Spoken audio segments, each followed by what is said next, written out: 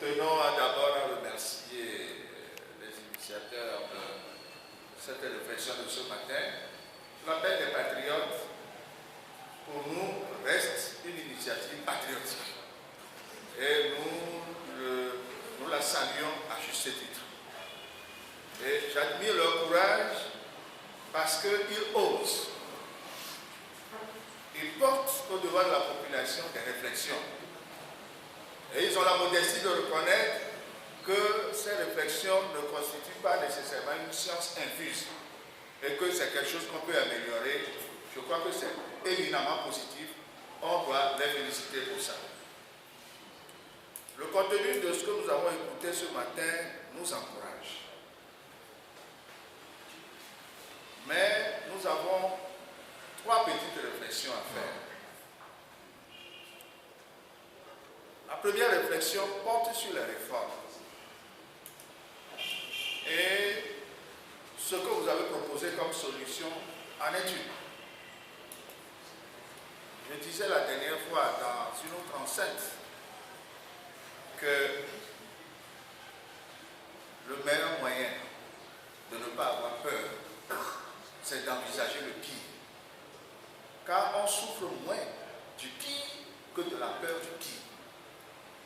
Et pour nous, classe politique togolaise aujourd'hui, le pire qui puisse nous arriver, c'est qu'on n'ait pas les réformes. Mais les réformes, chers concitoyens, c'est hypothétique, on peut ne pas l'avoir, oui ou non. Mais est-ce que les élections peuvent les éviter? Non. C'est ça le sens politique de l'action que nous voulons mener. Je sais que les gens vont proclamer sur tous les cieux que si vous n'avez pas la réforme, faites rien, etc., démobiliser. Mais les élections auront lieu. Nous devons nous préparer au pire. Et en ce moment, s'il survient, on n'est plus pris de panique, comme il a dit, et nous serons prêts à affronter la lutte. Ça, c'est une dimension. Il ne s'agit pas de se mettre sur ce toit et de dire « je veux les réformes pour les obtenir ». Ce n'est pas l'opposition qui va s'asseoir dans une salle pour écrire « nous voulons les réformes et on va les avoir ». C'est un combat face à un adversaire et les rapports de force pour le moment sont en notre défaveur. Mais c'est ça aussi le réalisme politique. Donc tout ce qui se passe aujourd'hui est une politique d'enfumage qui cache mal d'autres préoccupations. Je m'arrête là. Ça, c'est le premier aspect des choses. Tiens, dans la candidature unique,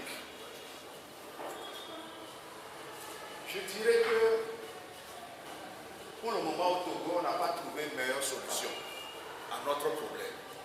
Et si on parcourt l'histoire, contrairement à ce que les gens disent, quand on a eu la candidature réelle, unique, en 2005, le pouvoir a eu tous les mal du monde à se proclamer vainqueur. Mais les autres cas, à partir du moment où on est allé à rang dispersé, mais c'est très facile pour lui de dire à la communauté internationale, ils sont dispersés, ils sont divisés, voilà pourquoi moi j'ai gagné, oui ou non. C'est simple. Mais en 2005, vous avez vu à quel prix force est déclarée vainqueur? Ça veut dire que pour nous, c'est la force numéro 1 dont nous disposons. Ça, c'est la première remarque. Donc, nous devons faire extrêmement attention en disant, non, on peut aller à rang dispersé, on peut gagner. Mais on peut gagner, mais la victoire est plus difficile à défendre. Parce qu'à partir du moment où moi je suis déclaré perdant, lui il se dit vainqueur, l'autre dit perdant. Ceux qui sont perdants, ils sont chez eux et ils ruminent leur défaite. Vous voulez qu'ils se lèvent dans la rue pour venir soutenir l'autre, ils n'ont pas cet enthousiasme-là.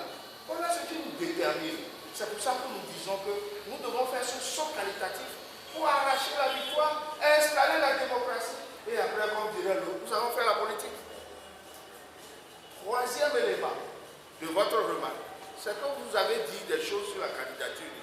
Je vais vous dire une chose, c'est un exercice difficile, délicat, où nous n'avons que des critères subjectifs. Si quelqu'un est capable aujourd'hui, scientifiquement, de nous donner des critères mesurables, pour dire tel est le meilleur, ce serait facile. Quand on parle des forces armées, les rapports avec les forces armées, qui peut me lever le doigt pour dire moi, parce que tout le monde reconnaît qu'avec moi, les forces armées vont accepter. C'est subjectif. Si quelqu'un dit, moi, je peux, sur le plan international, etc. Non, je crois qu'il faut raisonner en termes d'équipe. Et ceux qui ont des aptitudes dans cette équipe-là vont apporter leur caution à cette équipe-là.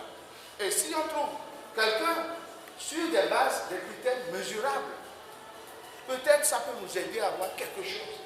Et avec ça, chacun amène son talent dans l'équipe pour y arriver. Sinon, je suis d'accord que tous ces critères-là sont envisagés. Moi-même, en les citant, je les envisage aussi, mais malheureusement, ça devient difficile à mesurer. Et dans ce genre de domaine, ça devient subjectif. Et celui qui dit, Tissot peut le faire parce qu'il a plus de dimensions internationales, je ne suis pas sûr qu'il est objectif, parce que peut-être qu'il est l'ami d'Tissot. Et que ce n'est pas nécessairement quelque chose parce que je ne peux pas mesurer ça. Donc nous devons faire extrêmement attention, ne pas ajouter à la confusion comme j'ai l'habitude de le dire, mais plutôt aider les acteurs politiques à trouver rapidement une solution pour montrer quelqu'un et être autour de lui. Nous ne sommes pas là pour soutenir quelqu'un. La candidature unique doit s'entendre comme étant une équipe qui dégage quelqu'un pour juste conduire, les représenter. Parce que si c'est envisagé dans un état-major quelconque, comme une opération de soutien à quelqu'un, alors c'est voué à l'échec. Merci beaucoup. Merci.